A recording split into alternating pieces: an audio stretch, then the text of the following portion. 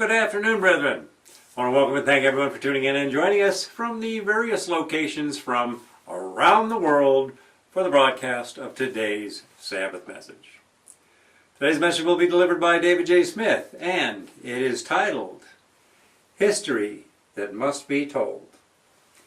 And I'm your host today, Tim West. This is message number 1337C, and David J. first delivered this message on December 1st, 2007. Well, I'd like to mention that the last couple of minutes of today's message are a little glitchy. The main focus of the message is in its entirety. There's just a few things that David was adding at the end which did not come across on the DVD, so I had to cut that a little bit short. And let's see, the last new moon sighting was on the evening of Sunday, April 7th, just after sunset.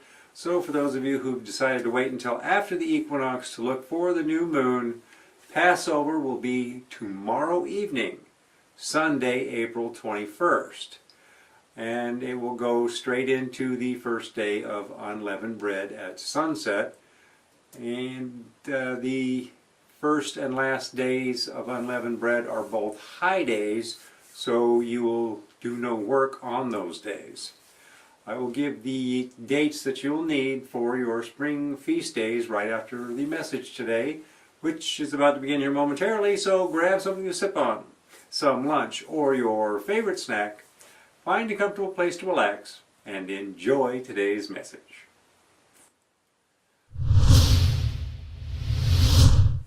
Jesus Christ is the one who inspired the Bible. Jesus Christ is the one who said that we should live by every word that proceeds out of his mouth. 1/3 of the Bible is history. Therefore, history must be awfully important to God. 1/3 of the Bible is Bible prophecy. So prophecy is awfully important to God also. When you combine the two, history and prophecy, we find that prophecy is nothing more than history written in advance. I can remember in Glorieta, New Mexico, in 1981 in October, 4 men laid hands upon me and prayed that God would set me aside for the ministry. And the last person said, set him aside for the ministry of prophecy. And that has been occurring ever since. And it's also interesting that in my college degree, my minor was in history. I took European history, American history, and then world history, and so on. Unfortunately, the textbooks that were used happened to be those that were written by those who are working for world government. They would only give the results of history based upon their victories, and therefore the full truth was not there. Now in Revelation 13, verse 1, the very first part of that verse, it said, I stood upon the sand of the sea and saw a beast rise up out of the sea. Now in Revelation 17:15, you'll find that the sea is of humanity. So here is a government that is rising out of the entirety of the population of the world.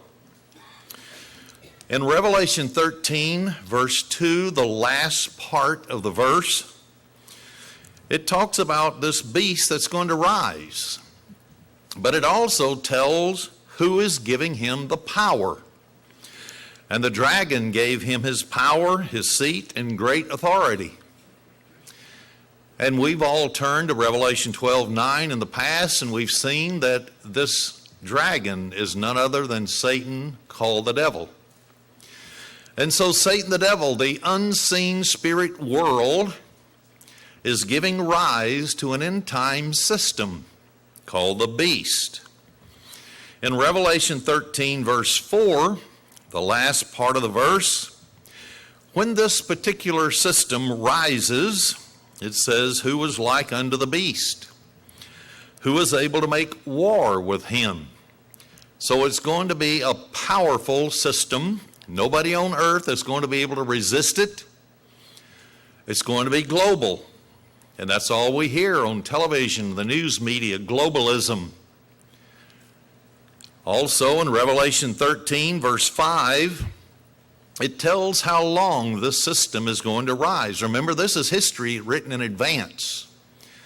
It was written between 90 and 96 AD by the Apostle John on the Isle of Patmos, and then it was sealed within the canon, the books of the law, the books of the Bible, 66 books.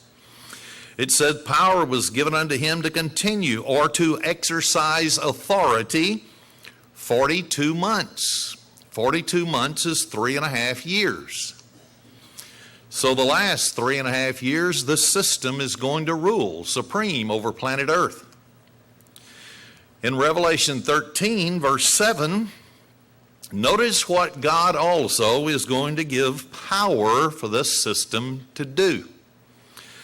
And it was given unto him to make war with the saints and to overcome them. So should there be anybody who claims to be a Christian that says we're going to be raptured in advance and no harm will come to you, when the Bible clearly says this end time system that will rule for 3.5 years is going to overcome the saints? War will be made with them. And power was given him, this final dictator over the world, over all kindreds, tongues, and nations. That's a complete world government. It's coming. There will be some protected, as described in Revelation 12, 13 to 16, during that last 3.5 years. Also mentioned in Revelation 3:10, they will be protected. But Revelation 12, verse 17, it says this, and the dragon was wroth, and that word in the actual Greek language means enraged, with a woman and went to make war with a remnant of her seed. And the word remnant means the remaining ones, the ones outside of this protective covering that God is going to provide, which keep the commandments of God and have the testimony of Jesus Christ, or the gospel. And that verifies what was stated there in Revelation 13:7, that those that will be outside of this system when it rises, or this place of safety, true Christians, war will be made upon them. But how is this system rising? In a 2-hour message or less, you can't give every detail, but we can give part of that detail today. In the Bible, 1/3 is prophecy, 1/3 is history.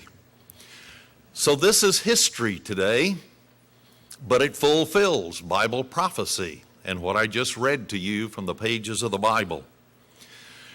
There was a man who was an international banker by the name of Jacob Schiff.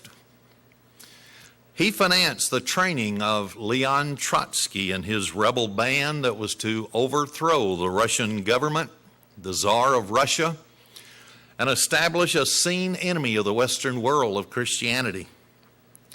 They were mainly comprised of Khazar, that's Turkish extract Jews, not the bloodline tribe of Judah that we know. They were from the New York's East Side.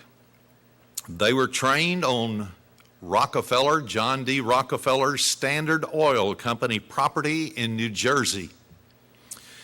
Of course, the Rockefeller family is one of those that is working for world government, has been for a long time. When sufficiently trained in the techniques of guerrilla warfare, Trotsky's band left on a ship with $20 million provided by Jacob Schiff. The ship was actually stopped in Canada. Trotsky was held up and people from very high places intervened, and Trotsky and his men went on their way. They went into Germany, and then they were in a sealed boxcar and went across Germany to the frontier of Russia. There was a French Secret Service man who said that Jacob Schiff had already sunk $12 million in preparation for this. And now he's given another $20 million. That's of his own money.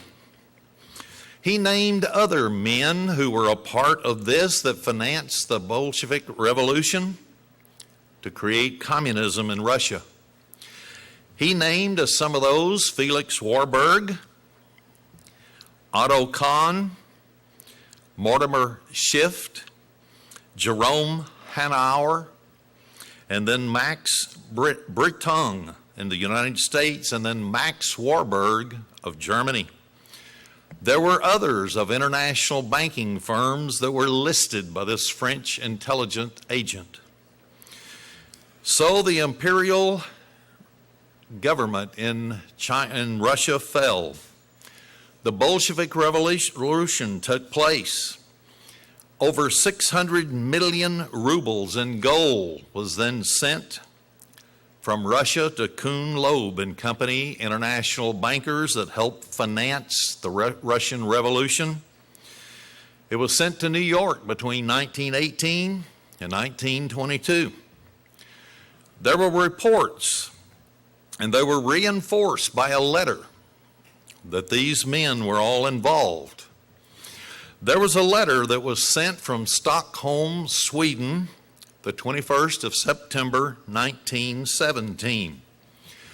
It was addressed to a Dr. Happeran, and it came from a Mr. Furstenberg. Here's what it said. Dear comrade, in conformity with a telegram from the Westphalian Rhineland Syndicate, Max Warburg and Company, their bank informs you that the account is open for Comrade Trotsky's enterprise. End of quote. That enterprise was the overthrow of the Russian government to begin the seen enemy of the world, to create revolutions all over the world for international communism, then to be a seen enemy of the most powerful nation in the world, the United States. What was not said and is not commonly reported is that the bloody massacre of millions of Russians and the enslavement of countless millions more didn't seem to trouble any of these men, because they had one thing on their mind: global domination, just like the Bible said it would rise. It's the same today. International communism has not changed.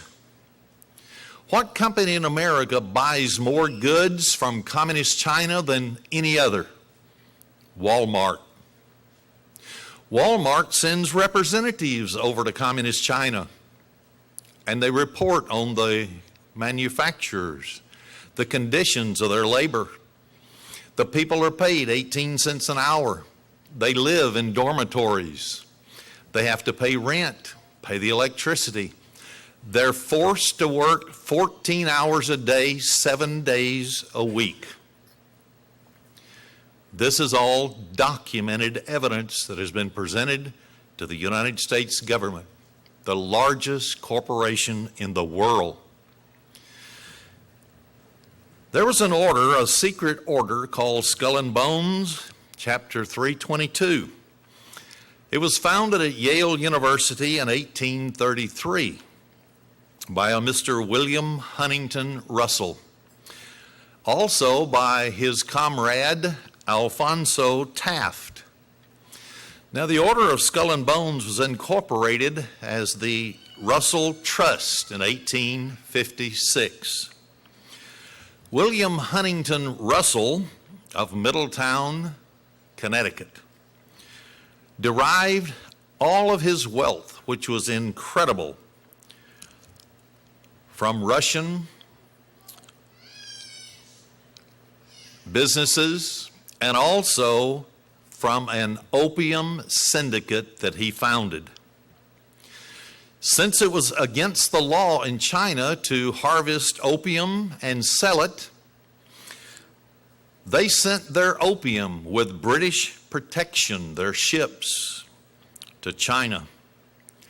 All of this was documented, and it's in books that are available today.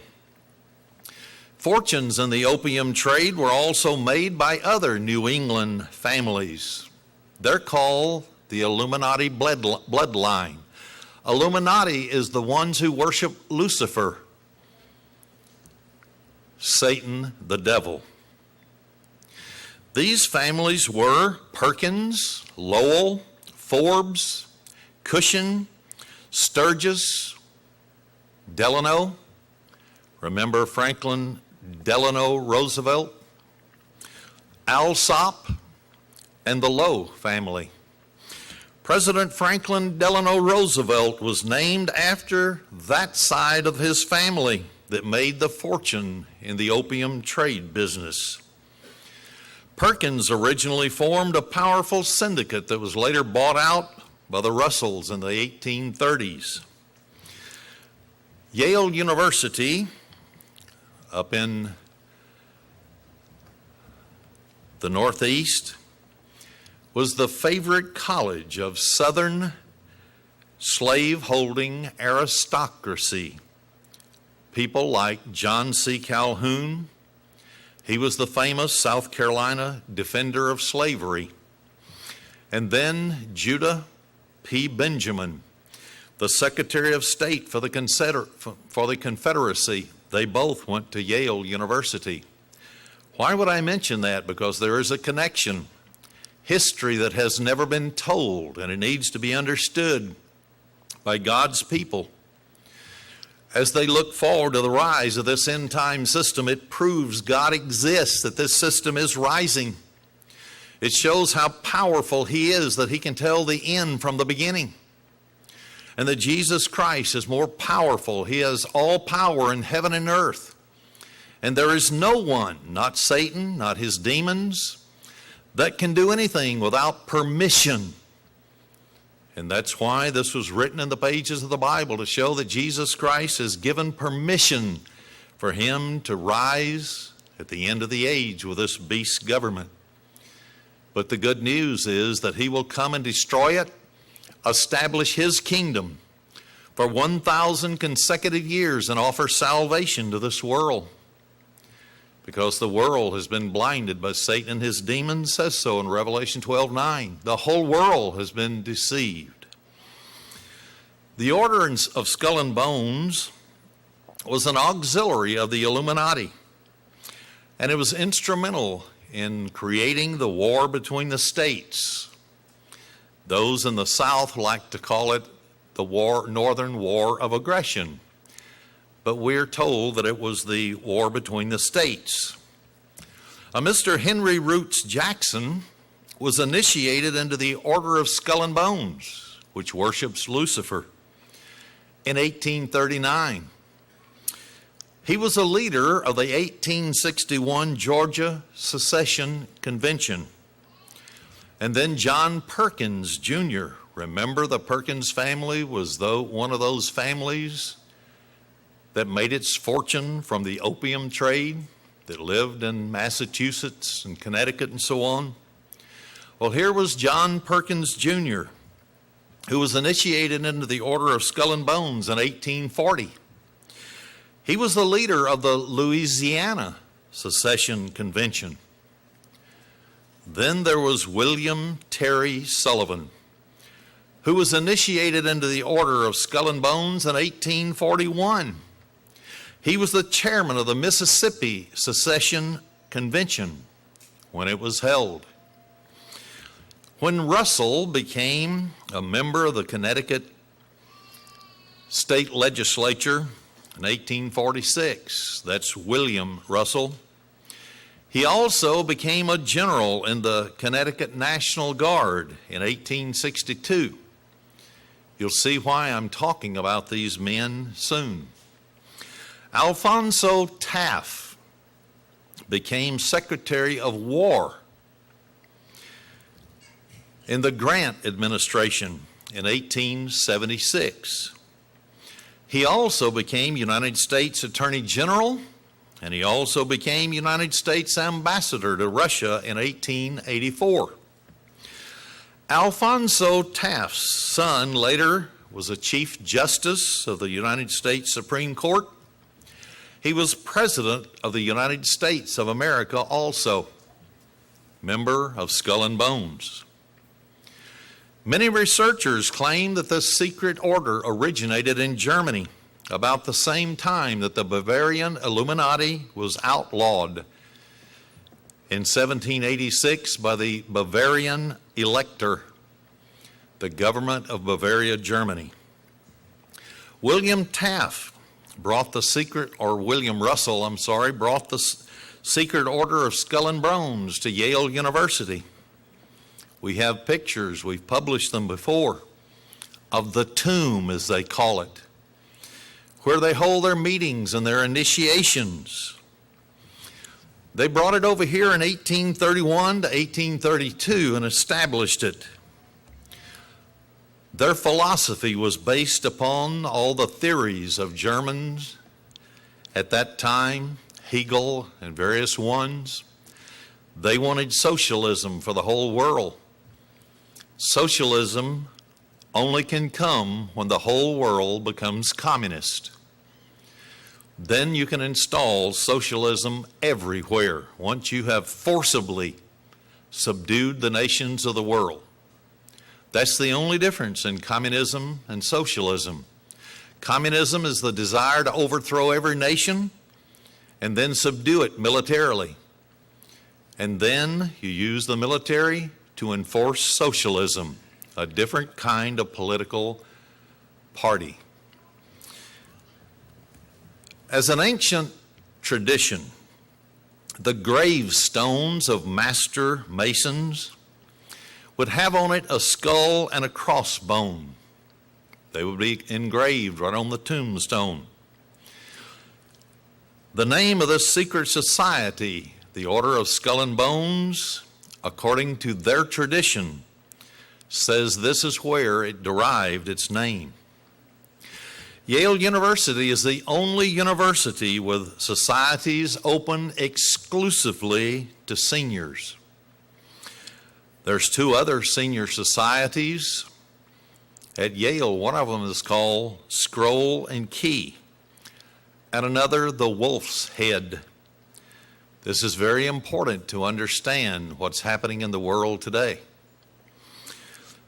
The most important members of the Eastern liberal establishment, those that call the shots, the international bankers that rule the world, have invariably been members of these senior societies, either Skull and Bones, Scroll and Key, or the Wolf's Head.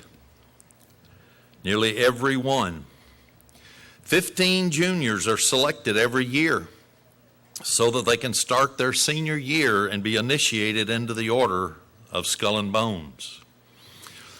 The candidates are always white, male, Protestant, and usually from wealthy and very powerful families, usually from the Eastern establishment. Often their fathers were even members of the order before them, and that's why they were selected to become a part of it. During their senior year, members are called knights. Then once they graduate, they become patriarchs for life. Annual reunions of the Order of Skull and Bones are held on Deer Island Club, their retreat, and on Deer Island, which is in Alexandria Bay on the St. Lawrence River in New York.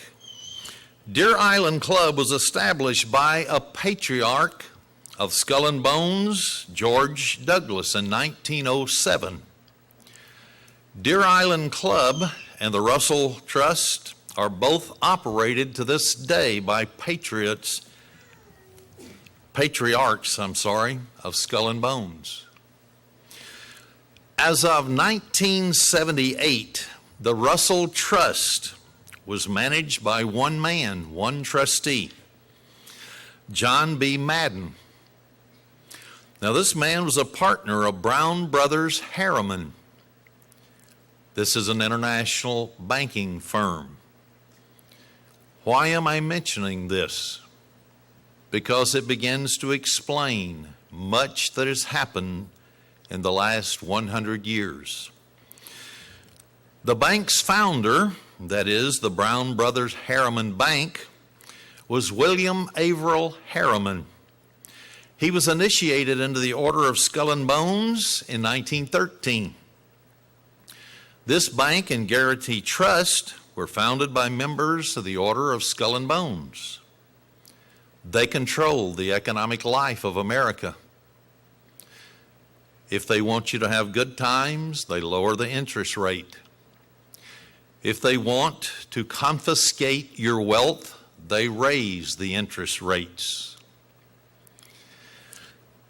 In the 1920s, William Averill Harriman was a prime supporter of the Soviets with financial aid and also diplomatic assistance.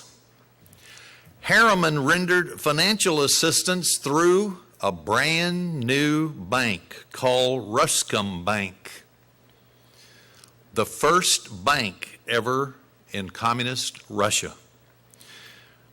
And wouldn't you know, a man by the name of Max May, the vice president of Guarantee Trust and a member of the Order of Skull and Bones, became the first vice president of Ruscom Bank.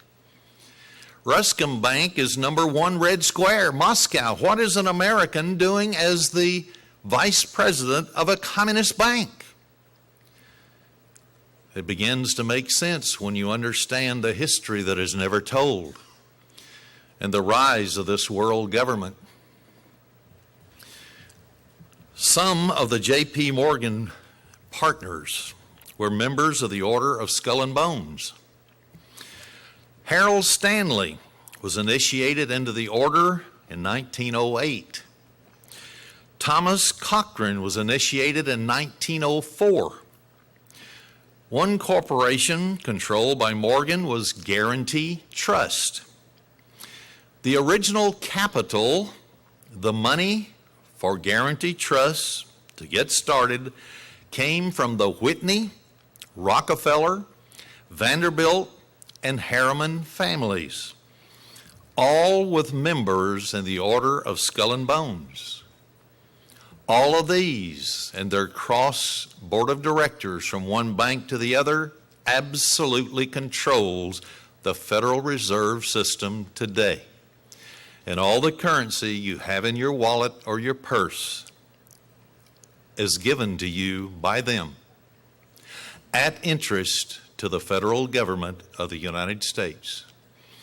That's why when the Federal Reserve System was created in 1913, the United States only owed $1 billion. Today it's over $9 trillion, and estimated in the next 20 years it'll be $27 trillion. That means America, for all practical purposes, is bankrupt, and they don't even know it. And it's this secret order that is creating world chaos through economics, and it will be the crash of the entire world that will end up bringing about their new world order, world government. Percy Rockefeller was the only Rockefeller initiate into the order. He represented the Rockefeller investment of Guarantee Trust. He was a director of Guarantee Trust from 1915 until 1930. After the Bolshevik Revolution, Standard Oil of New York bought 50% of the huge Caucasus oil field, even though it had been nationalized by the communists. Why would you invest in an oil field that was owned by the Russians? Well, in 1927, Standard Oil of New York built a refinery in Russia for the communists. Then Standard Oil concluded a deal to market Soviet oil in Europe. All this, secret societies behind the scene working together. Toward the end of the 19th century, the Illuminati-controlled banks started a major campaign to gain control of the richest nation in the world, the United States. The Rothschilds of Europe had financed J.P. Morgan Company, the Bank of Kuhn, Loeb and Company, John D. Rockefeller's Standard Oil Corporation, and Edward Harriman's railroads, and then Andrew Carnegie's steel mills. All the money that financed it was from the Rothschilds, from the city in downtown London, England. The city is a 1 square mile independent state owned by international financiers. When the Queen or King of England comes to the city, they bow to the mayor of that city. That's the power they have. This policy of financing people into business assured a major foothold into the United States economy by the Rothschilds. Oh, you can look them up, Nathan Rothschild, right on the internet, all the rest of them. At the turn of the 20th century, the Rothschilds sent another agent to the United States. His name was Paul Warburg. He was to work for Kuhn, Loeb and Company. Now, Jacob Schiff is the one that controlled Kuhn Loeb. So Jacob Schiff and Paul Warburg started a campaign to create a central bank in the United States. A central bank is one of the 10 planks of the Communist Manifesto. That way they control the total economic life of a nation. They helped the Rothschilds to manipulate the financial panic of 1907. I just remember that because I was born 3 years before that. Just kidding. But that white hair I've got, it shows my age. I'm 39 and holding 3 decades nearly. But anyway, the Panic of 1907 was used as an argument for having a central bank to prevent future crises in economics in America. Paul Warburg told the Banking Currency Committee, quote, "In the Panic of 1907, the first suggestion I made was, let us have a national clearinghouse," end of quote. This was an illegal suggestion because the Constitution of the United States says only Congress can coin money and set the value. That's in the United States Constitution, Article 1, Section 8, Paragraph 5. The Congress had no right whatsoever to give that authority to a private banking firm. Since 1913, our nation has gone from the richest in the world to the greatest debtor nation in world history. And history that has not been told, and most people in the world do not know this, but on March 6, 1933, the United States of America was declared bankrupt. It went into receivership just 20 short years after the Federal Reserve went into existence. And every year they have to stand on the floor of Congress and determine how they're going to pay a portion of that money back to the bankers. Oh, it was all settled in the International Court of Settlements over in Europe. So the United States is a bankrupt nation. They took away the gold We have fiat money. Fiat means worthless, nothing backing it. No gold, no silver, nothing to keep it stable. And so that's why we see houses in 1962 in Dallas, 3 bedrooms, 2-car garage, selling for $12,500, is selling for $160,000 to $175,000 today. It's called inflation, confiscation of the wealth. The wealthy get wealthier, and the rest of us become their slaves. But this is all a part of it. Those men who founded the Federal Reserve System and pushed the legislation through in December of 1913 through the Senate had a secret meeting on Jekyll Island, Georgia, which was owned at that time by J.P. Morgan. One of the designers of the Federal Reserve's name was Frank Vanderlip, descendant of one of those families that made their fortune in the opium trade. He was president of Kuhn Loeb's National City Bank of New York.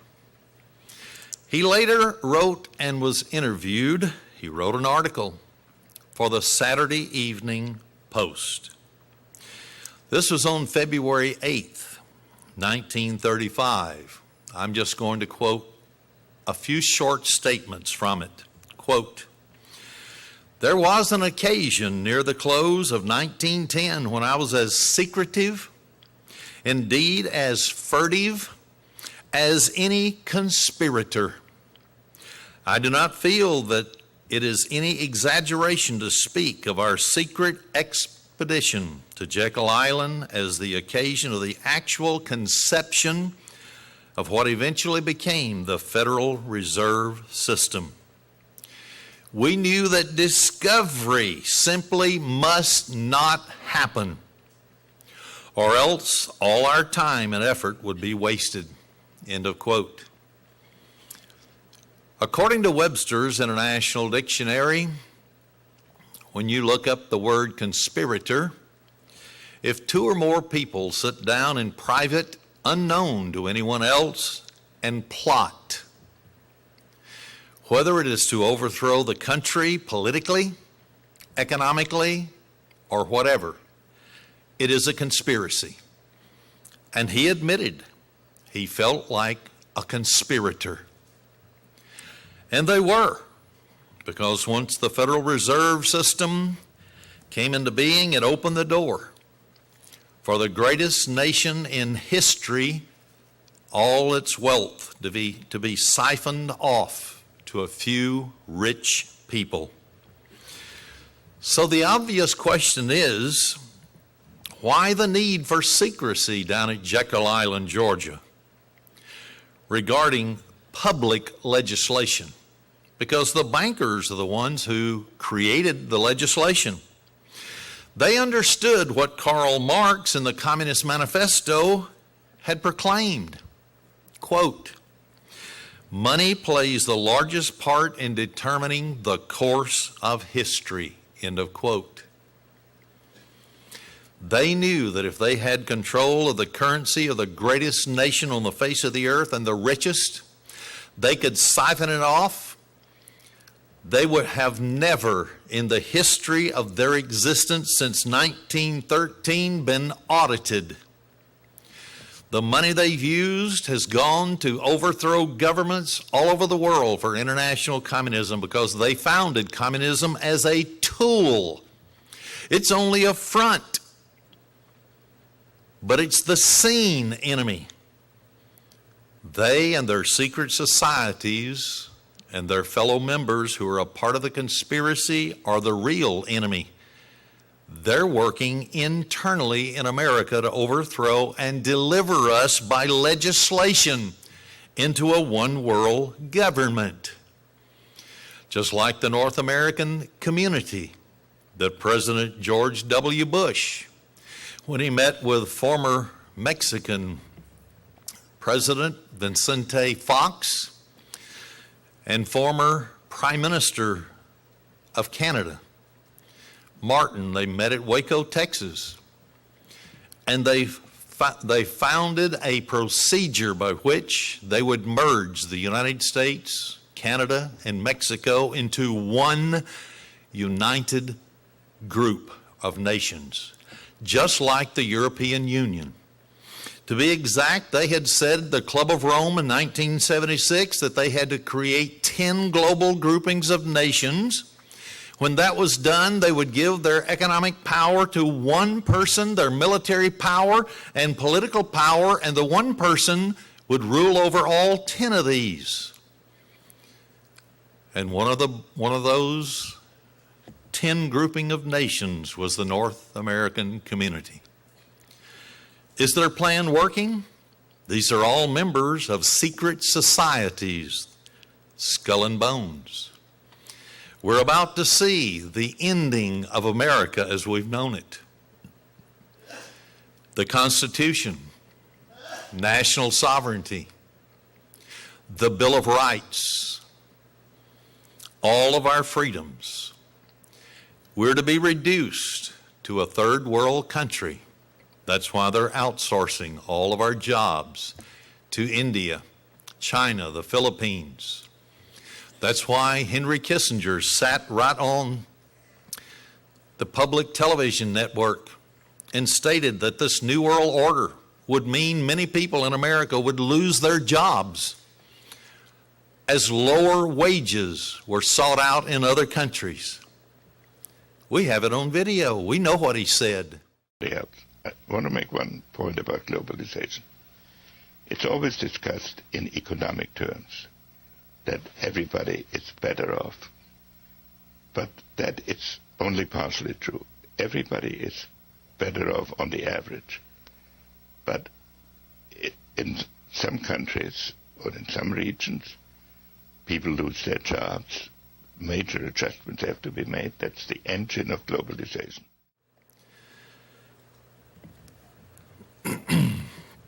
The bankers should have understood what Karl Marx said, because they were the ones who wrote the legislation.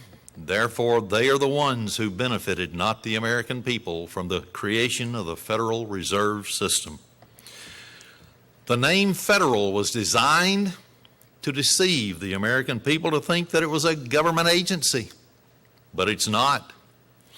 You can go to the blue pages in the telephone book where government agencies are listed. You'll not find the Federal Reserve. You have to go to the white pages where corporations and businesses are listed to find the Federal Reserve System. They're required to pay tax on their own property. Government agencies don't do that. They're not civil service. Government agencies are. So there's all kind of proof. Even court cases at the Supreme Court level have declared that the Federal Reserve is a private institution. Those present at that Jekyll Island, Georgia meeting were a Mr. Platt Andrew, Assistant Secretary of the Treasury, Senator Nelson Ulrich, and he was the one that introduced the Federal Reserve Act into the Senate. Frank Vanderlip, president of Kuhn Loeb and Company. Henry Davidson, senior partner of J.P. Morgan Bank. Then there was Charles Norton, president of Morgan's First National Bank of New York. Paul Warburg, partner in Kuhn, Loeb and Company. And then Benjamin Strong, who happened to be the president of Morgan's Bankers Trust Company. All bankers, except one man from the Treasury Department and one from the Senate, who was to introduce the legislation. But all came from rich families, part of the Order of Skull and Bones, Scroll and Key, or Wolf's Head, all at Yale University. The Federal Reserve Act came into being in 1913. It was the determining act of the international financiers in consolidating financial power in the United States. Pierre Jay, who was initiated into the Order of Skull and Bones in 1892, became the first chairman of the New York Federal Reserve Bank. A dozen members of the Federal Reserve can be linked to the Order of Skull and Bones. The so-called 16th Amendment, allowing Congress to tax personal income, was declared ratified the same year, 1913, when it had not been ratified by all the states. It was improperly placed as an amendment that was to the Constitution. It had to be. Why did it have to be? Because no longer did Congress coin money and set the value. The Federal Reserve did. How could the Federal Reserve guarantee to be paid back their money at interest? And it wasn't even their money. When the government wanted to fight a war, they went to the Federal Reserve and borrowed money and issued interest-bearing bonds to the bankers. That's where the $9 trillion came from. And it just gets higher and higher the more the spending, because every dollar that goes into existence, it comes from the Federal Reserve. That's why our nation has had more foreclosures in the first half of 2007 than the entire year of 2006, because people cannot pay their mortgages anymore. Many, that is. It was a must because they had to have a legal way to take money from the people that they now were issuing the money to. And then in 1933, when the bankruptcy was declared, every man, woman, and child in America became a part of the obligation to repay the bankers. So even though it was illegal and it never really passed, they had to have it in there so that they would have some way to get your money and my money to pay them so they could float in their yachts around the world. They could have their castles and their mansions and eventually rule the world. They had to have a way to finance international communism for the overthrow of third and fourth world countries, supply the arms and the military. Isn't this exactly what it says for the fourth horse of the apocalypse? In Revelation chapter 6, the red horse. It's a great military apparatus was given to them. And they made war and killed. And that's exactly what international communism does. Now the Class A, that's the very top stockholders in the Federal Reserve System, became, number one, the Rothschild banks of London and Berlin. Number two, the Lazard Brothers Bank of Paris, France. Number three, the Israel Moses Sheaf Bank of Italy. Number four, the Warburg Bank of Hamburg and Amsterdam. Number five, the Lehman Bank of New York. Number six, the Kuhn Loeb Bank of New York. Number seven, the Chase Manhattan Bank of New York. And number eight, Goldman Sachs Bank of New York. All this information can be found in the most secret science by former Lieutenant Colonel Archibald Roberts. In James chapter 5 of your Bible, verse 1 to the first part of verse 7, it says this: Go to now, you rich men. Weep and howl for your miseries that shall come upon you. Your riches are corrupted. Your garments are moth-eaten. Your gold and silver is cankered. And the rust of them shall be a witness against you, and shall eat your flesh as it were fire. You have heaped treasure together for the last days. Are we living in the last days? Yes. Behold, the hire of the laborers who have reaped down your fields, which is of you kept back by fraud. What did I mention about communist China? This was just on television the other night, 2 nights from this taping. 18 cents an hour. Then they went to India, building products for Walmart, 17 cents an hour. And then they had a manager over all of South America, their manufacturing plants there, who went and told the truth that they were exploiting their laborers. They were creating fraud. They were paying them pennies instead of dollars. He was fired. I'll continue. And the cries of them which have reaped are entered into the ears of the Lord of Sabaoth. You have lived in pleasure on the earth. Yes, Satan has given them the power and been wanton. You have nourished your hearts as in the day of the slaughter. You have condemned and killed the just, and he doesn't resist you. Be patient, therefore, brethren, unto the coming of the Lord. You know, it's a wonderful thing to know what is going to be happening in advance. History written in advance, called Bible prophecy. And not one miss by Jesus Christ has ever occurred that he wrote in the pages of the Bible.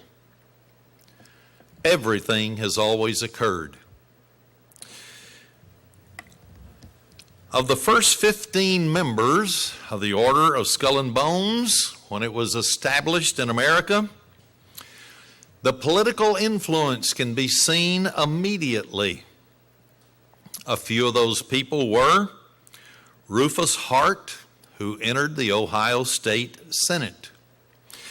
Then there were Ashel Hooker Lewis. He entered the Ohio State Legislature. Then there was Samuel Marshall, entered the Illinois State Legislature.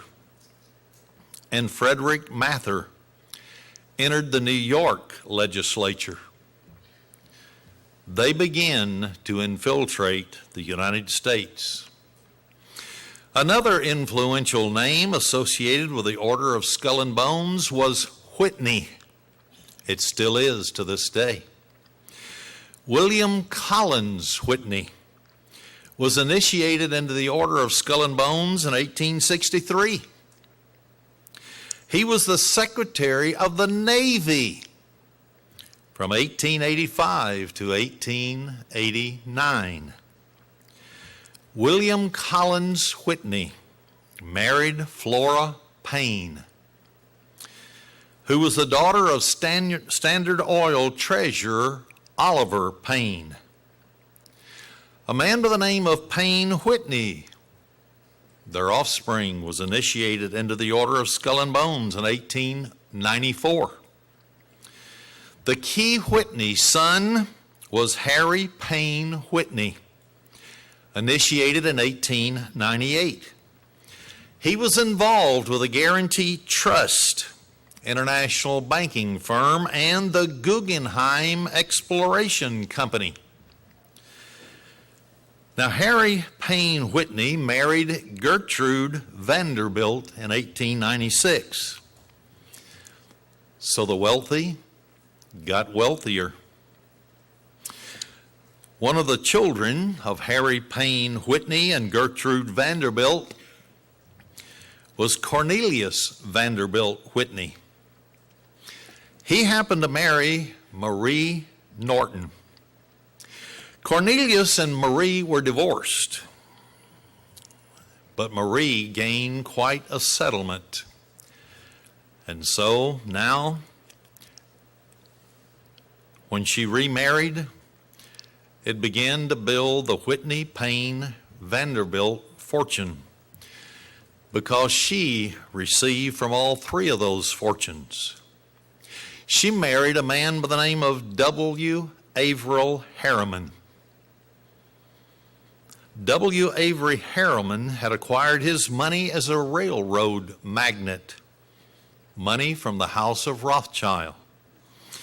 Both of his sons, Edward Rowland Noel Harriman and William Averill Harriman, attended Yale University, became initiates into the Order of Skull and Bones. So the plot keeps thickening. W. Avery Harriman's father, Edward H. Harriman, married Mary Averill, the daughter of a New York banker and railroad president. Now, at age 22, he bought a seat on the New York Stock Exchange, and that was unheard of at that time.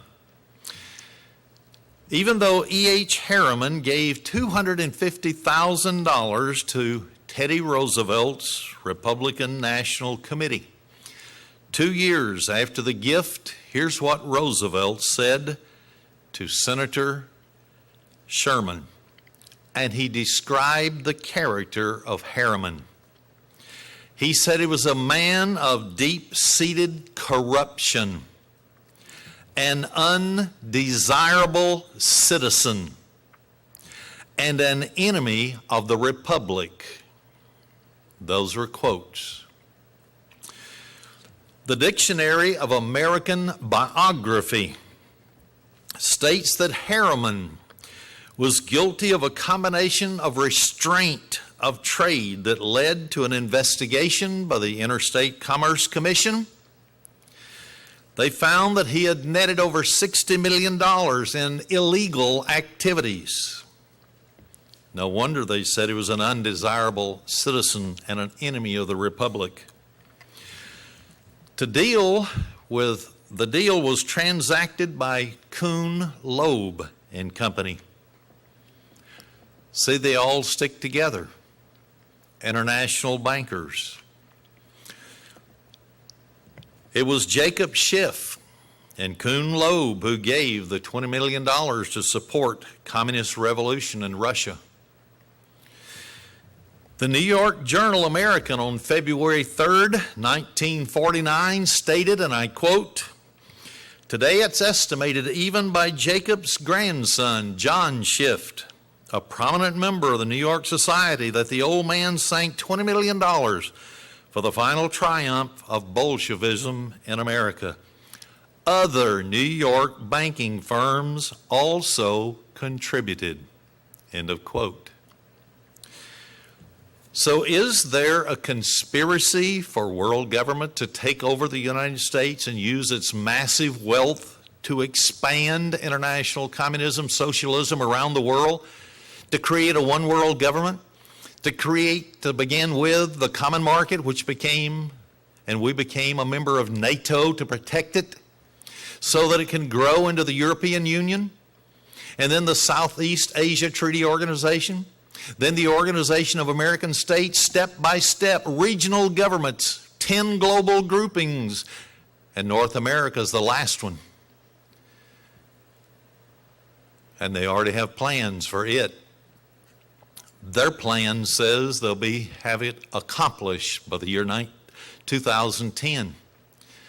I don't see how, but when Satan's behind something, things can happen much quicker than we believe. Another member of the Order of Skull and Bones who was active in aiding the communist Bolshevik Revolution was a man by the name of Amos Pinchot. Pinchot's greater claim to fame was that he was a member of the Order of Skull and Bones. He was also a founder, as a member of the Skull and Bones, of the American Civil Liberties Union. better known as the ACLU, along with communist Roger Baldwin. Does it all begin to connect? Are we connecting the dots? All these Skull and Bones secret society members.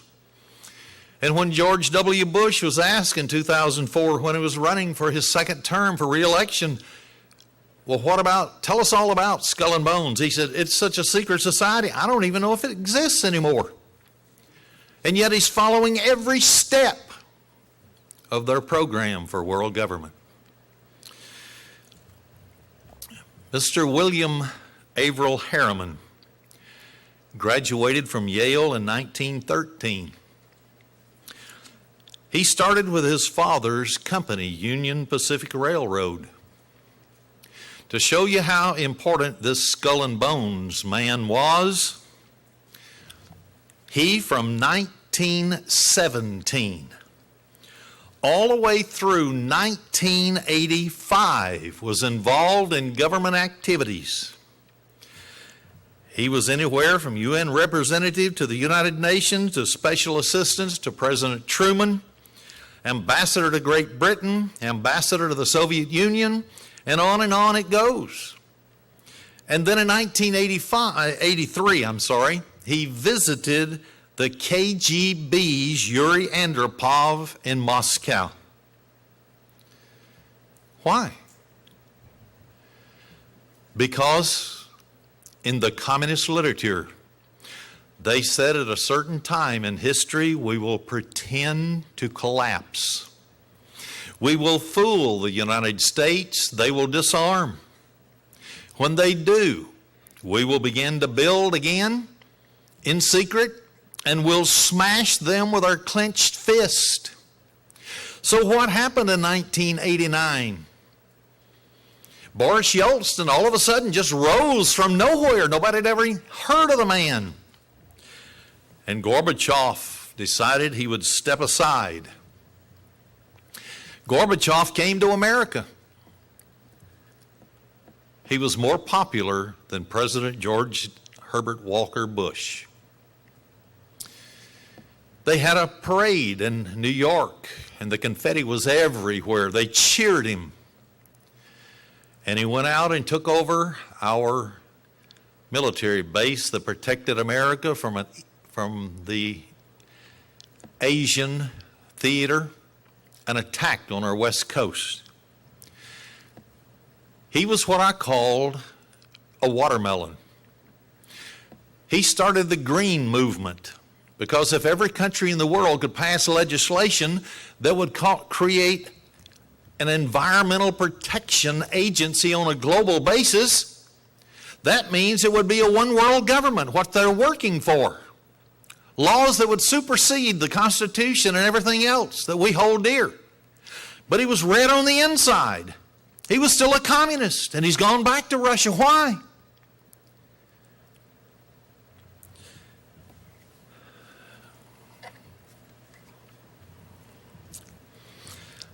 An extract from a report by Averill Harriman in Moscow to the State Department, dated June 30th, 1944, admitted that Stalin, then ruthless dictator of communist Russia, quote, Stalin paid tribute to the assistance rendered by the United States to Soviet industry before and during World War II. He said that about 2/3 of all the large industrial enterprises in the Soviet Union had been built with United States help or technical assistance. End of quote. United States State Department decimal file, and I have the number of it. So has America helped to build our enemy that was used to force us into a one-world government? Yes. Are we still aiding and abetting that enemy? Yes. Mr. Anthony Sutton, he wrote a book called America's Secret Establishment. Now, you have to understand who this man was. He was at Stanford University. He had access to every government file. He had no limitations. That's where he got all the information for his books proving that America and German banks and British banks helped to build international communism. He added, and I'm quoting, Stalin could have added that the other one-third of Soviet industry had been built by British, German, French, Italian, Finnish, Czech, and Japanese companies, end of quote. Now, why would you want to build industry capable of building tanks, airplane fighters, guns to destroy you? Why would you want to do that? Because communism was only to be a seen enemy. It was not to attack America until the very end, when they pretend to collapse. And if America gave in, they wouldn't have to attack. And they had that program laid down in the 1930s. So history is quite different than what you hear in the junior high, high school, colleges of America today. They wouldn't dare come out and tell the truth as to what really happened behind the scenes. In fact, when Scotland Yard of London, that famous investigation intelligence agency, began to investigate the Western supporters of Bolshevism and their revolution, they didn't expect to find Wall Street bankers from an Ivy League school and a secret society as to being the prime movers and supporters for the revolution.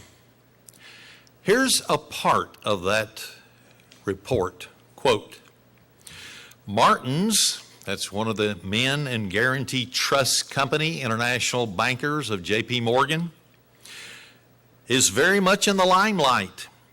There appears to be no doubt about his connection with the Guarantee Trust Company, although it is surprising that so large and influential enterprise should have dealings with a Bolshevik concern. End of quote. United States State Department decimal file.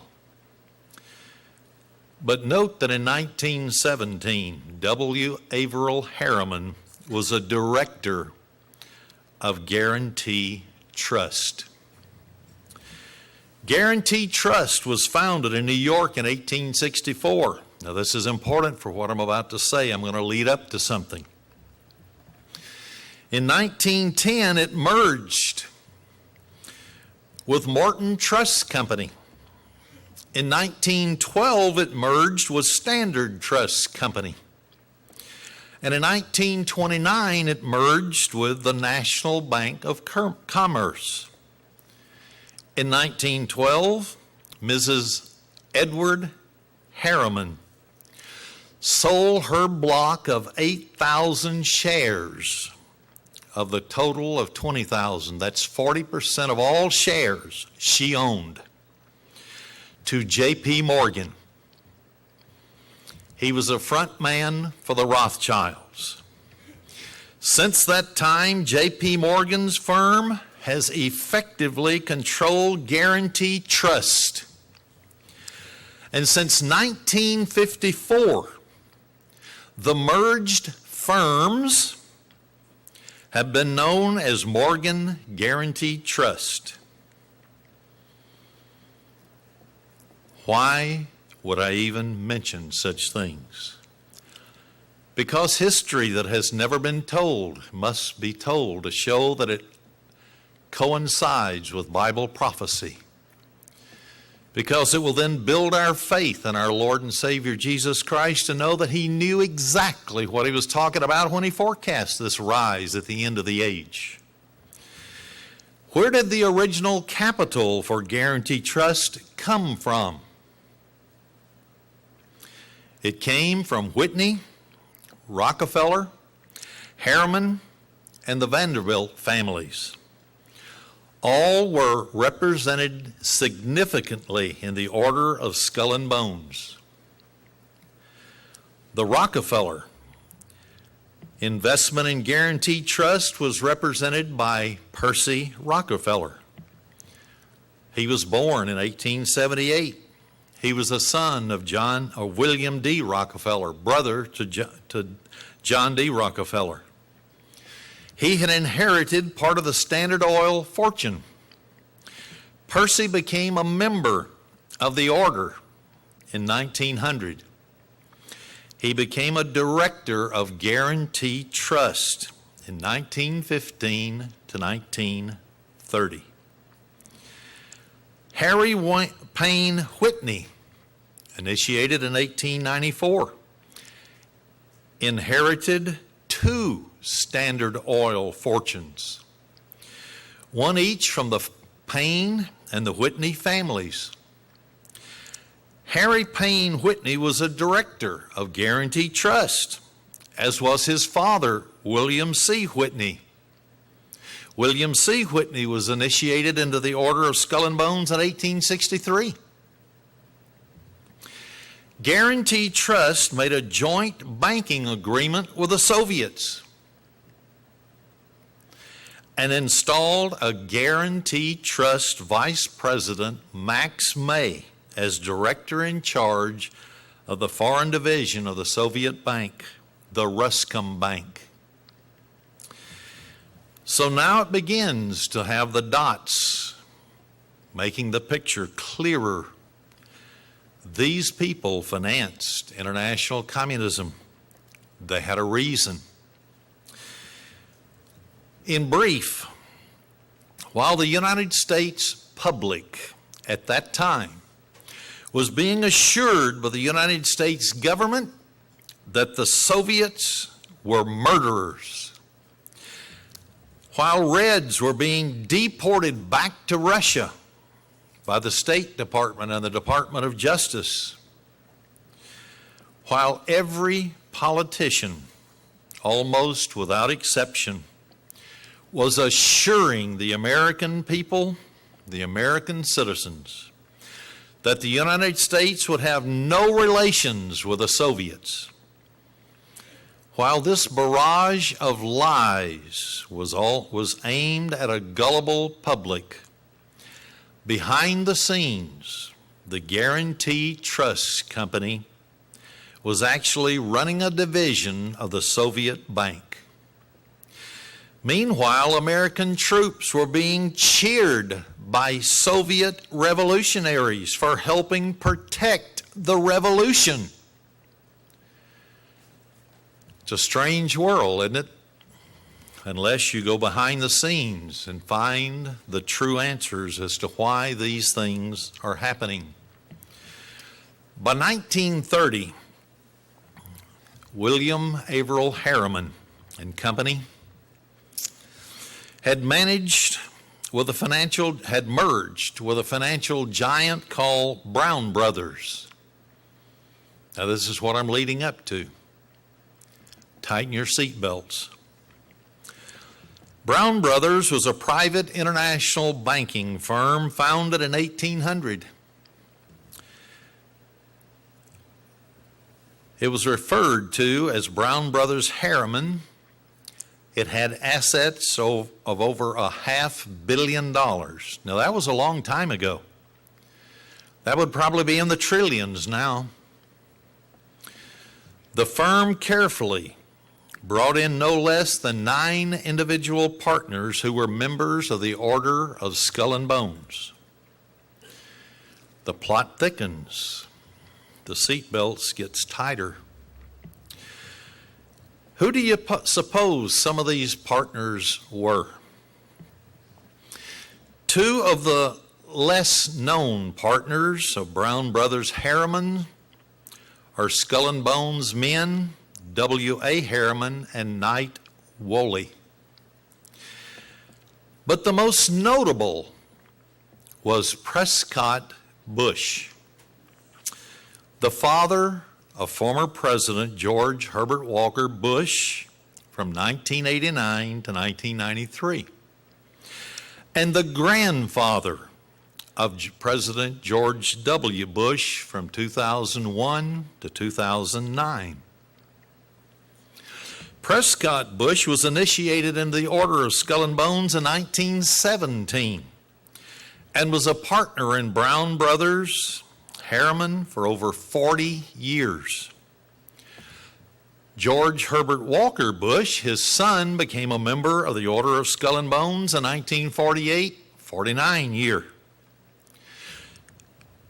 George Bush's oldest son, current President George W. Bush, was initiated into the Secret Order of Skull and Bones in 1968, as was the man that he ran against for president, Kerry, in 1967. Has one or both of the political parties been captured in America by these people who are working for world government? Two men from the same ultra-secret organization that have been controlling the economics of America, sending our boys to war, financing both sides of revolutions and wars for over 100 years, ran for the presidency. Either one that won, they would be very, very happy. Averell Harriman was a staunch Democrat, while Prescott Bush was a staunch Republican. Does that make any sense? Why would he place him on the board of directors? Because they were both skull and bones. Both were following the program to capture one or both political parties, and therefore they could guide America into the New World Order, world government. Do you still believe there's a difference, a dime's worth of difference between the Republicans and Democrats? Not at all. These same people financed RCA and CBS. That's the media. Do you still believe that you're getting any truth in the news? No, you're not. Not that really counts. These are all international bankers we're talking about. There were warnings by very notable people concerning international bankers and their plots. Benjamin Disraeli, in 1844, happened to be an English statesman. He published a book called Coningsby. In it, he made this statement, quote, "The world is governed by very different personages from what is imagined by those who are not behind the scenes," end of quote. Felix Frankfurter, Justice of the United States Supreme Court, said basically the same thing as Disraeli.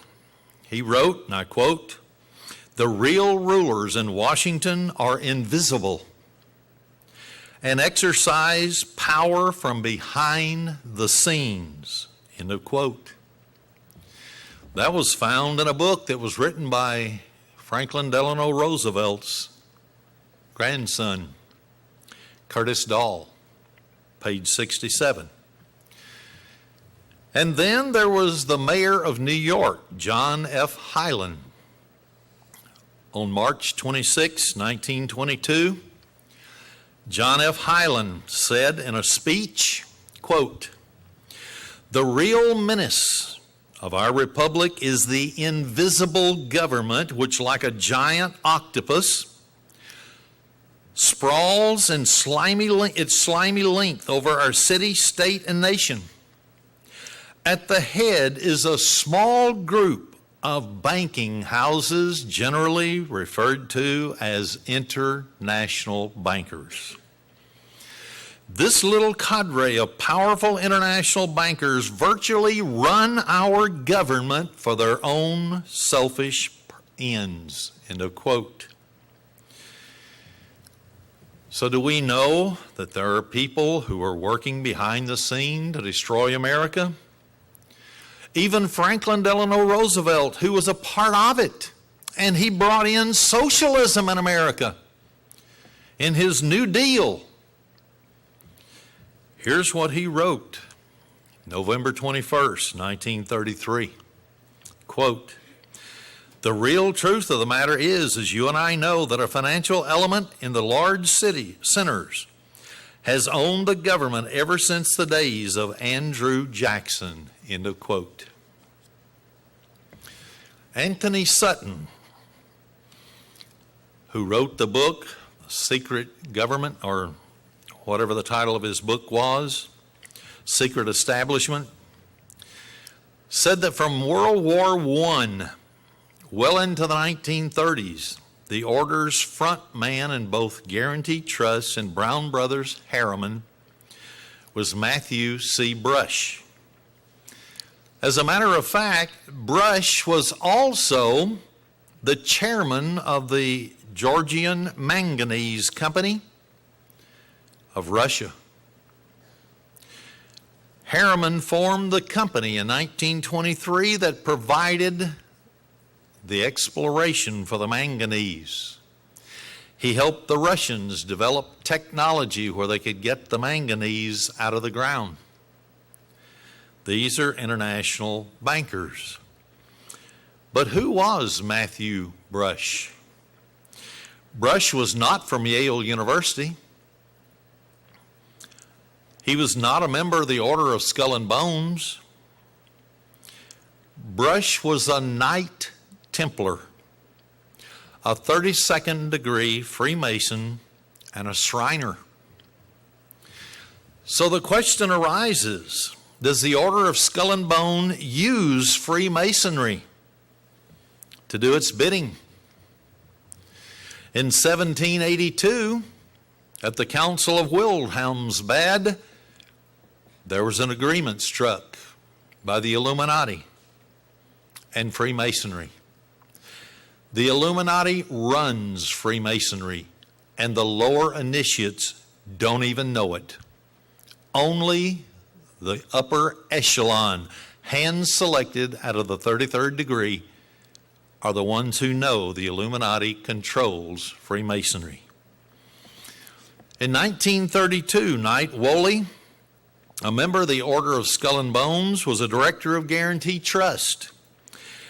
He was also a director of the Federal Reserve Bank of New York.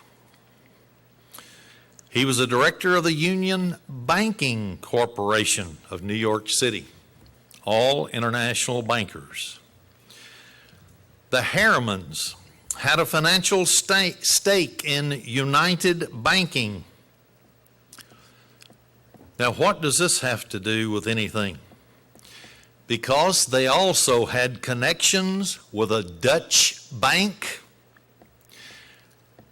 They had members of board of directors that were cross board of directors with the bank Voorhandel Swepvaart. That's Dutch.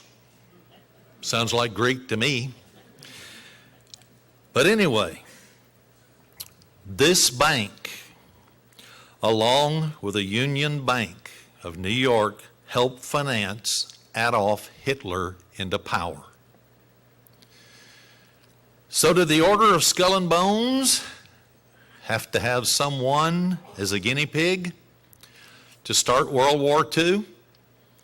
After all, the head of all Freemasonry, the Scottish Rite, in 1871 wrote and said we have to have 3 world wars and many revolutionary wars. And that's where international communism was founded and came into existence. Adolf Hitler was to be the one to give rise for the Second World War. And the Third World War is the one that is to crush all nations and have such savagery that they will give up their religious beliefs and join in a one-world government. So the Bible is accurate. It forecasts the coming of a one-world government. It said it'll happen. if it said it, and we've proven that Jesus Christ always tells the truth, and the prophecies of the Old Testament have come to pass step by step, as he said, then we know the ones that are not yet fulfilled will be fulfilled. Around this time, there was a very mysterious man who came on the scene, Colonel Edward Mandell House from Austin, Texas. He became a political advisor of President Woodrow Wilson. He was a member of the Illuminati. Wilson said, and I quote, "Mr. House is my second personality. He is my independent self. His thoughts and mine are one. If I were in his place, I would do just as he suggested," end of quote. Those statements were found in the intimate papers of Colonel House by Charles Seymour, page 114. That was volume 1 of those works. In the autumn of 1912, immediately after the presidential election, when Wilson was elected president for his first term, a book was published anonymously. It was called Philip Drew Administrator. But in those intimate papers of Colonel House, it says this on page 152 to 157. One little short phrase. Colonel House was in truth the author. End of quote. Why is that so important for us to understand? He was of the Illuminati. When the Bavarian government crushed the Illuminati in Bavaria, Germany, it changed names to the Order of Skull and Bones. It is the Illuminati today. Part of its offshoot is the Council on Foreign Relations.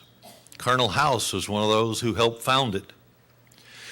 But in the book, Philip Drew Administrator, and he even quotes the revolutionary Mazzini of Italy, who headed up worldwide revolutionary activities for the Illuminati.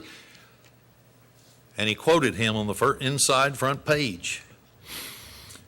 But he said in the pages of that book, they had to have a central bank in America. The very next year, the Federal Reserve System came into being. Private bankers, central bank. Then he said there has to be an income tax. Because you see, before this time, there was no tax on people. Both of these were planks of the Communist Manifesto.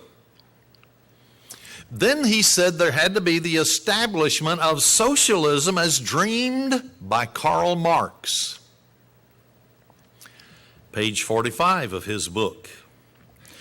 So it's clear that socialism and communism are the names that are being used today by the Illuminati to bring about their new world order, to achieve their goals of world conquest, just like the Bible said in Revelation 13. For a couple of centuries prior to this, the international bankers had reaped vast fortunes in Europe by financing both sides of nations going to war with one another. Each nation was a loser. They were bled dry by the debts owed to the bankers. Only one party ever won when the war was over: the big bankers.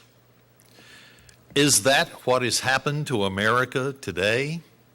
While a war has not been on our soil, have we not seen World War I and World War II? Did we not see the Korean War, the Vietnam War? Have not we seen 2 Iraqi wars?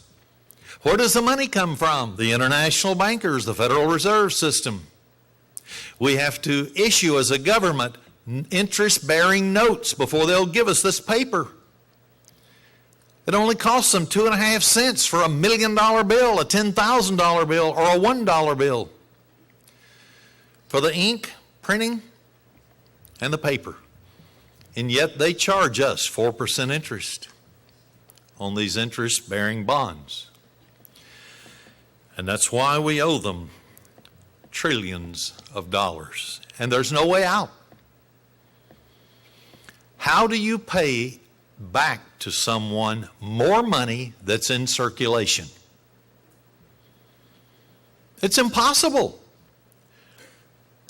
They know what they're doing. They're going to bring the fifth seal of the book of Revelation, or the fifth seal, to fruition.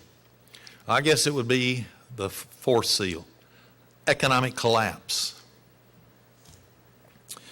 The red horse is the second seal, I believe. I said differently before, but I correct that.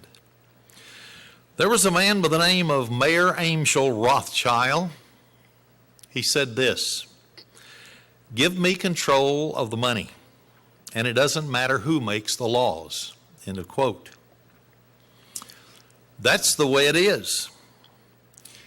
When the Federal Reserve came into being and the income tax came, it opened the way for the American Republic to have all of its wealth siphoned off into the pockets of those international bankers that are working for world government. There were people who have known of all of these things in the past and warned about it. A very conservative man by the name of Henry Cabot Lodge Sr. said that it would make it possible for the bankers, and I quote, "to submerge the gold standard in a flood of irredeemable paper currency," end of quote. I used to carry a $100 bill, silver certificate.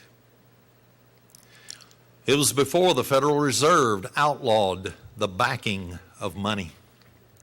So I went into the Federal Reserve in downtown St. Louis, Missouri, when I lived there, asked them for the silver for the $100.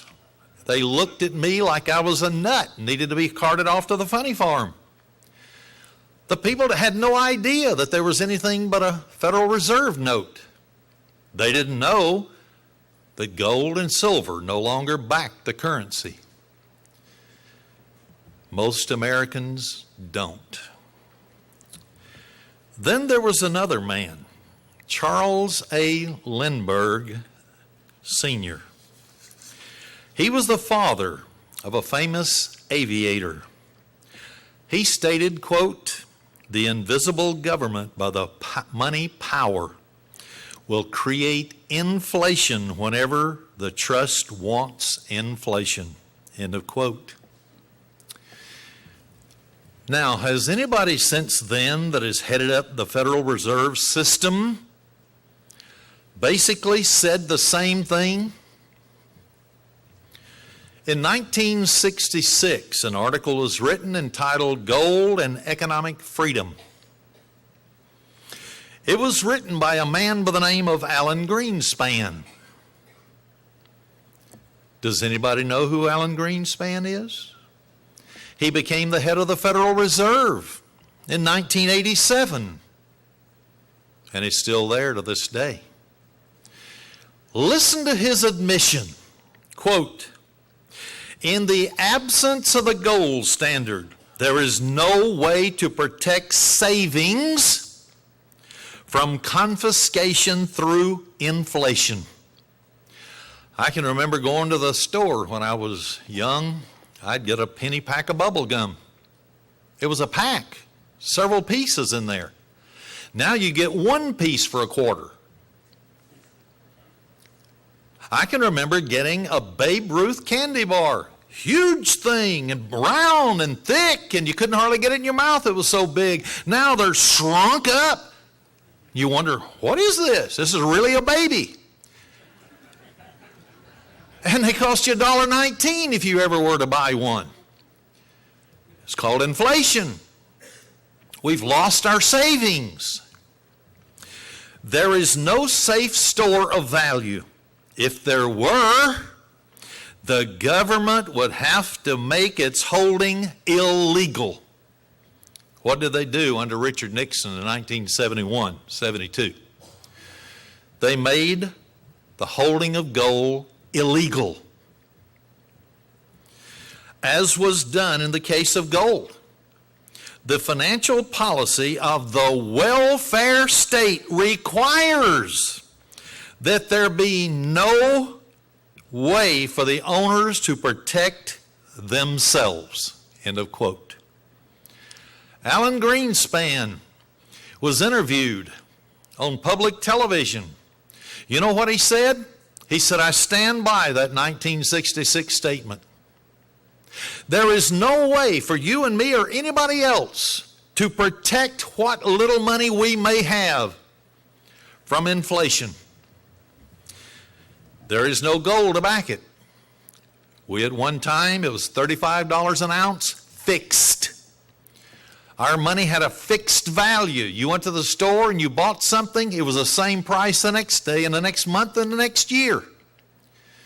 And there was little to no inflation, period, anywhere. Not in England, not in America. But since they've taken gold and they've got it all in their own coffers, now there is no way to protect any of us when they have a financial collapse or because of inflation from losing our money. He's the one that said it, not me. Now I want to go back just for the few minutes that I have left to Skull and Bones. American history becomes to look a little different than what they taught in school when I had American history, European history, and world history. Because of knowledge of the Illuminati, the Order of the Skull and Bones, skull or scroll and key, wolf's head, 33rd degree Scottish Rite of Freemasonry, hand-selected individuals out of it, all working for world government.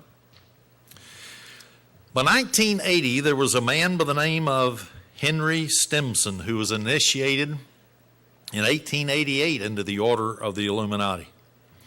He was fresh out of Yale, the Order, and Harvard Law School. Then there was William C. Whitney, had been the Secretary of Navy, and had as his attorney Eli Root. Stimson joined Root's law firm and later married the daughter of Charles A. White, who was a member of the Order of Skull and Bones. When President Taft, who had also been initiated into the Order of Skull and Bones, needed a Secretary of War in 1911, he appointed Stimson.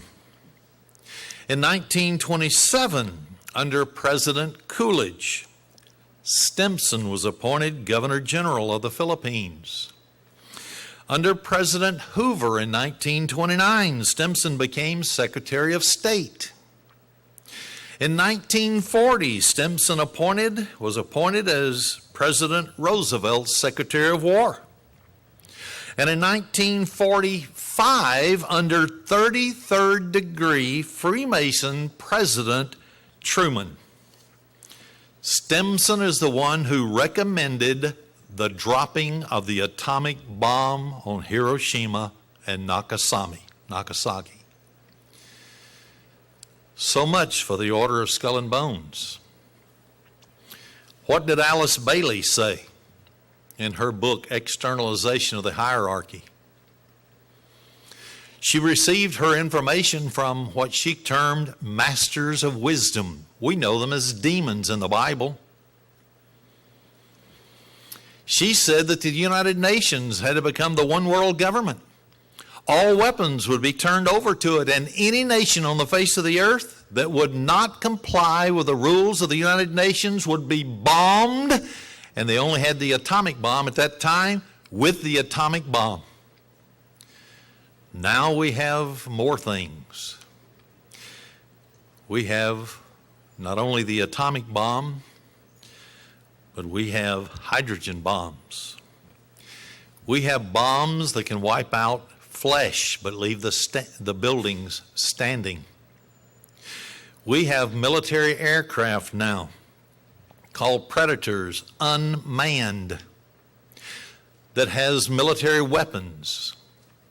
They can fly 50,000 feet in the atmosphere, undetected by the naked eye. They can fly over any target.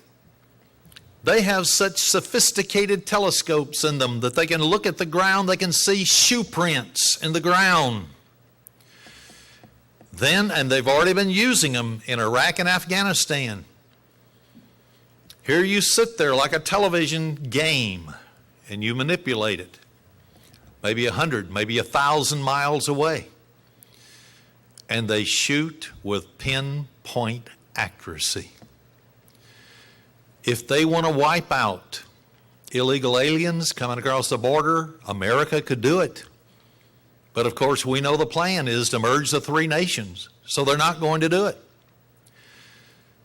They took out the number 2 and number 3 man of Al-Qaeda with the Predator, unmanned. They even now have weapons, electromagnetic weapons, electric pulses, where they can shoot you and the pulse goes 300,000 times faster than a bullet. That's what it said. They can atomize a man or woman. They're now making them also so that they have less deadly effects. They can only stun you if they want you alive. Do we have weapons that could destroy the world? Oh, yes. It's there. The Order of Skull and Bones, worshipers of Lucifer. Just like the Bible said, they're the ones that are behind this rise of world government. Should we be fearful? Absolutely not. Love, perfect love, casts out fear. And if we love one another and we love our Lord and Savior Jesus Christ, then nothing is going to stop us. This has only been a part of history that has been untold. Just a part. And there's much, much more that could be told and will be in the future. But Jesus Christ is the head of his church. Anyone on the face of the earth that has the Holy Spirit of God inside of their mind, they are a member of his church. He's the head of it. He has different branches, and he calls them for different purposes. But brethren, this church, you have to be awfully strong to belong to it, because we talk about things that nobody else will talk about. The rise of the Illuminati, their world government, how they hate mankind. They want to reduce the population by 90% so that everybody in the world can have a comfortable socialistic lifestyle. These are their words, not mine. I'm just reporting them because they fulfill Bible prophecy. And Jesus Christ is the one that has written down short statements, that's all. And then it's up to us to look and watch world news and see how they apply to the statements Jesus inspired to be written. I know a man from California. He was bragging to somebody and said, I taught Dave Smith everything he knows. I never met the man but once. Never read a piece of his literature, don't know anything about him. But suddenly he's taking credit for everything that I do. And another man sat down across the table from me, and he's a very prominent minister. And he said, I wouldn't touch what you're saying with a 10-foot pole. We're backing off all of Bible prophecy. But brethren, God has to have someone to say the things that are being said. How are God's people going to be warned that the rise is here? The end of the age is now. Unless someone stands and says it. God loves His church. He doesn't want them to remain ignorant of the times in which we're living. He wants every one of us to be educated to what's going on in the world today. Not that it should bring any fear into our life, no. Because Jesus Christ is the head of the church. And He said, "Fear not, little flock, it is your Father's good pleasure to give you the kingdom." You have an inheritance that's coming. No one can take it away from you except yourself. No one. But in Daniel chapter 12, verse 7, the last part of that verse says that the holy people are going to be scattered for a time, times, and a half. It corresponds to the same period of time in Revelation 13 that this beast power that's rising will rule the world, because the power of the holy people will be scattered. It'll be merged into an all-powerful one-world government. They will not tolerate anyone outside of their one-world religion. That's why the World Council of Churches and the National Council of Churches was created, to begin the march toward a one-world religion to go along with a one-world government. Brethren, God loves you. Don't you ever forget that. Times are not going to be easy in the future. They are now, seemingly. But the time will come when you and I are going to be the hated of the earth. We're going to be the enemy of the state. They've already passed legislation in the House of Representatives. It's going over to the Senate, where anyone, it doesn't matter if you are a religious figure or anyone else, if you criticize the government, if you criticize policies of the government, you are declared a terrorist. Doesn't that pave the way for a political dictatorship? You bet it does.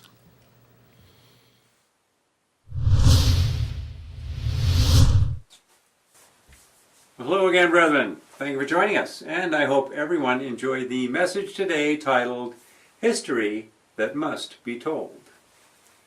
I hope you had time to grab a pen and paper, because I'm going to give you a rundown of dates of the spring feast days. Now, for those of us who have started God's new year with the sighting of the new moon on March 8th, Pentecost will be from sunset Saturday, May 11th through and until sunset Sunday, May 12th. And for those who have decided to wait until after the equinox to look for the new moon, you will want to do Passover tomorrow evening, Sunday, April 21st, going straight into the first day of unleavened bread at sunset that evening. Remember that the first and last days of unleavened bread are both high days, so you will not want to do work on those days. Also, you are to eat unleavened bread each day of the unleavened bread feast. So, for those with a regular daytime job, you will need to take off Monday, April 22nd for the first day of unleavened bread. And the last day of unleavened bread will be from sunset Saturday, April 27th, through and until sunset Sunday, April 28th. So you will do no work on that day. And for those of you who have decided to wait until after the equinox to look for the new moon, Pentecost for you will begin at sunset Saturday, June 15th, through and until sunset Sunday, June 16th. Well, I came across some very interesting information this week.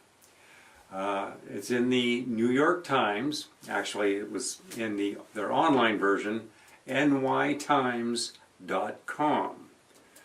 This was on Saturday, April 13th, 2019, where they published an article titled, "Tracking Phones. Google is a dragnet for the police." Well, I'm not going to go into a lot of detail about the article. You can search their website for the article and read it on your own time. It is basically an example of how our personal information, where we go, who our friends are, what we read, eat, and watch, and when we do it. This information is being used for purposes that many people never expected. It explains how law enforcement officials can now obtain new orders, and these orders, sometimes called geofence warrants, specify an area and a time period which they give to Google, and Google in turn gathers the information from Sensor Vault about the devices and other information where they were from the coordinates that the police give them and the time frame. This geofence warrant draws from an enormous Google database that employees call the Sensor Vault. So the Sensor Vault is a database of all this information. So this turns the business of tracking cell phone users' locations into a digital dragnet for law enforcement. Bottom line, they are tracking our every move. Brethren, at this point, I would like to mention that Brenda Smith would like to extend her gratitude for everyone's continued support as demonstrated through your tithes, offerings, donations, and prayers. Your support is a tremendous help in keeping us able to get God's Word out to all those who have an ear to hear. So if you found these messages have been a blessing to you, we would like to ask in return if you could also be a blessing to us. Whatever the good Lord moves you to give and your finances will allow is always greatly appreciated. And you can send your tithes, donations, and offerings to Post Office Box 36, Waxahachie, Texas 75168. Again, that's Post Office Box 36, Waxahachie, Texas 75168. Well, thank you again for joining us today, and please join us again next week as we continue to unfold the truth that God is laying before us. Until we meet again, do not accept the mark of the beast. Let's make all our days worthy of God's blessings. May you all have a blessed week, and goodbye for now.